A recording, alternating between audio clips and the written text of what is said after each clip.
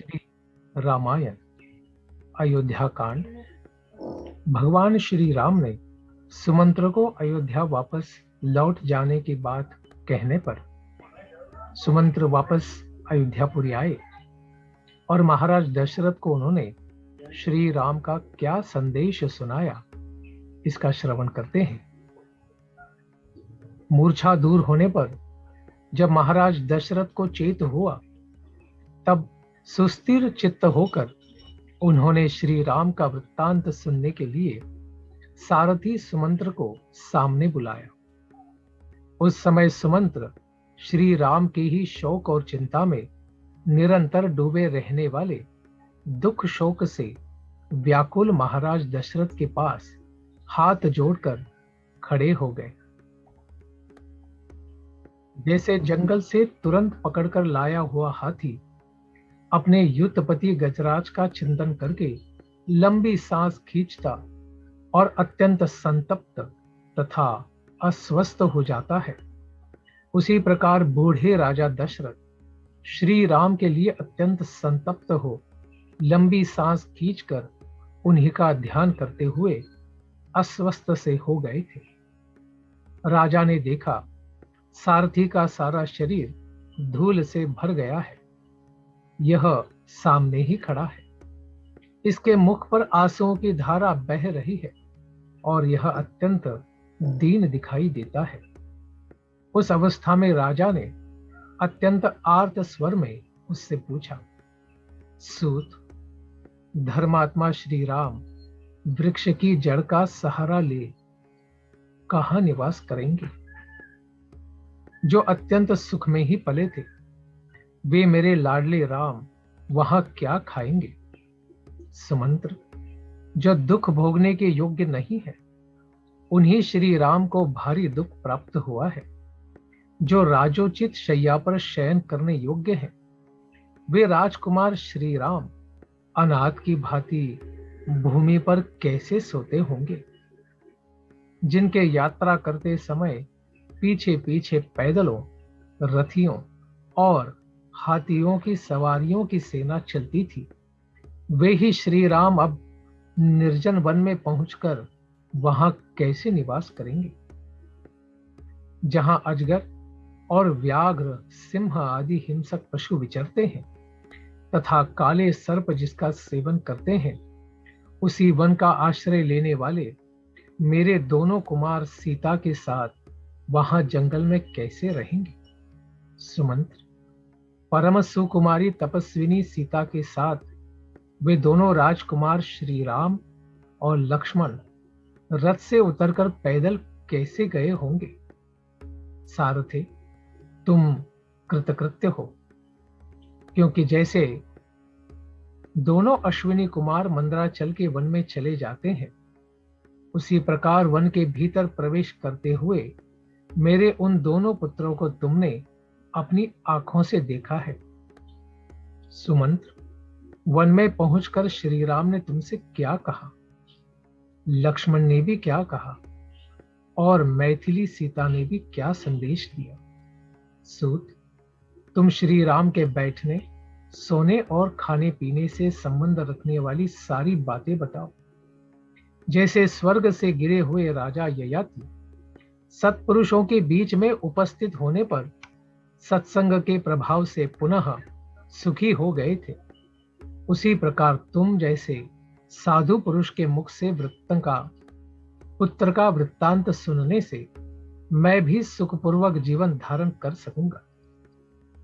महाराज के इस प्रकार पूछने पर सारथी सुमंत्र ने आंसुओं से रूंधी हुई गदगद वाणी में उनसे कहा, महाराज, श्री रामचंद्र जी ने धर्म का ही निरंतर पालन करते हुए दोनों हाथ जोड़कर और मस्तक झुकाकर कहा है, सूत, तुम मेरी ओर से आत्मज्ञानी तथा वंदनीय मेरे महात्मा पिता के दोनों चरणों में मेरा प्रणाम कहना तथा अंतःपुर में सभी माताओं को मेरे आरोग्य का समाचार देते हुए उनसे विशेष रूप से मेरा यथोचित प्रणाम निवेदन करना।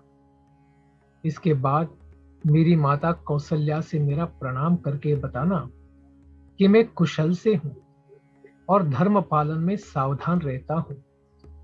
फिर उनको मेरा यह संदेश भी सुनाना कि मां, तुम सदा धर्म में तत्पर रहकर यथा समय अग्निशाला के सेवन में संलग्न रहना। देवी, महाराज के देवता के समान ही मानकर उनके चरणों की सेवा करना। अभिमान और मान को त्याग कर सभी माताओं के प्रति समान बर्ताव करना। उनके साथ हिल मिलकर रहना। अम्बे, जिसमें राजा का अनुराग है, उस कैकेयी को भी श्रेष्ठ मानकर ही उसका सत्कार करना। कुमार भरत के प्रति भी राजोचित बर्ताव ही करना। राजा छोटी उम्र के हों तो भी वे आदरणीय ही होते हैं। इस राजधर्म को सदा याद रखना चाहिए। कुमार भरत से भी मेरा कुशल समाचार बताकर उनसे मेरी ओर से कहना, भैया, तुम सभी माताओं के प्रति न्यायोचित बर्ताव करते रहना। इक्ष्वाकु कुल का आनंद बढ़ाने वाले महाबाहु भरत से यह भी कहना चाहिए कि युवराज पद पर अभिषिक्त होने के बाद भी तुम राज्य सिंहासन पर विराजमान पिताजी की ही रक्षा एवं सेवा में संलग्न रहना। राजा बहुत बूढ़े हो गए हैं, ऐसा मानकर तुम कभी उनका विरोध न करना। उन्हें राज सिंहासन से न उतारना। युवराज पद पर ही प्रतिष्ठित रहकर उनकी आज्ञा का पालन करते हुए ही जीवन निर्वाह करना। फिर उन्होंने नेत्रों से बहुत आंसू बहाते हुए मुझसे भरत से कहने के लिए भी यह संदेश दिया, भरत, मेरी पुत्रवत्सला माता को अपनी ही माता के समान समझना।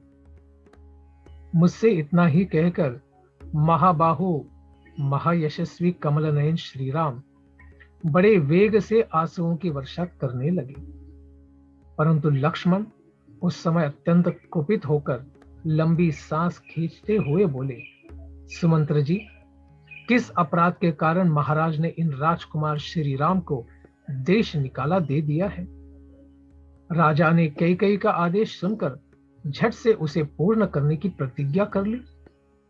उनका यह कार्य उचित हो या अनुचित, परंतु हम लोगों को उससे बड़ा कष्ट भोगना पड़ रहा है। श्री राम को वनवास देना कैकेयी के लोभ के कारण ही तो हुआ है, अथवा राजा के दिए हुए वरदान के कारण। मेरी दृष्टि में यह सर्वथा पाप ही किया गया है। यह श्री राम को वनवास देने का कार्य राजा की स्वेच्छाचारिता के कारण ही तो किया गया हो या ईश्वर की प्रेरणा से, परंतु मुझे श्री राम के परित्याग का कोई समुचित कारण नहीं दिखाई देता। बुद्धि की कमी अथवा तुच्छता के कारण उचित अनुचित का विचार किए बिना ही जो यह राम वनवास रूपी शास्त्रविद कार्य आरंभ किया गया है, यह अवश्य ही निंदा और दुख का जनक ही होगा। मुझे इस समय महाराज के पिता का भाव नहीं दिखाई देता। अब तो रघुकुल नंदन श्री राम ही मेरे भाई, स्वामी, बंधु बांधव तथा पिता है, जो संपूर्ण लोकों के हित में ही तत्पर होने के कारण सब लोगों के प्रिय है। उन श्री राम का परित्याग करके राजा ने यह जो क्रूरतापूर्ण पाप कृत्य किया है, इसके कारण अब सारा संसार उनमें कैसे अनुरक्त रह सकेगा? जिनमें समस्त प्रजा का मन रमता है, उन धर्मात्मा श्री राम को देश निकाला देकर समस्त लोगों का विरोध करने के कारण अब वे कैसे राजा हो सकेंगे? महाराज, तपस्विनी जनक नंदिनी सीता तो लंबी सांस खींचती हुई ही इस प्रकार निश्चेष्ट खड़ी थी, मानो उनमें किसी भूत का ही आवेश हो गया हो। वे भूली सी जान पड़ती थी। उन यशस्विनी राजकुमारी ने पहले कभी ऐसा संकट नहीं देखा था। वे पति के ही दुख से दुखी होकर सर्वथा रो रही थी। उन्होंने मुझसे कुछ भी नहीं कहा। मुझे इधर आने के लिए उद्यत देख वे सूखे मुख से पति की ही ओर देखती हुई सहसा आंसू बहाने लगी। इसी प्रकार लक्ष्मण की भुजाओं से सुरक्षित श्री राम उस समय हाथ जोड़े खड़े थे। उनके मुख पर आंसुओं की धारा बह रही थी। मनस्विनी सीता भी रोती हुई कभी आपके इस रथ की ओर तो कभी मेरी ओर देखती थी। इसके पश्चात की कथा हम श्रवण करेंगे कल के सत्र में। धन्यवाद। हरे कृष्ण।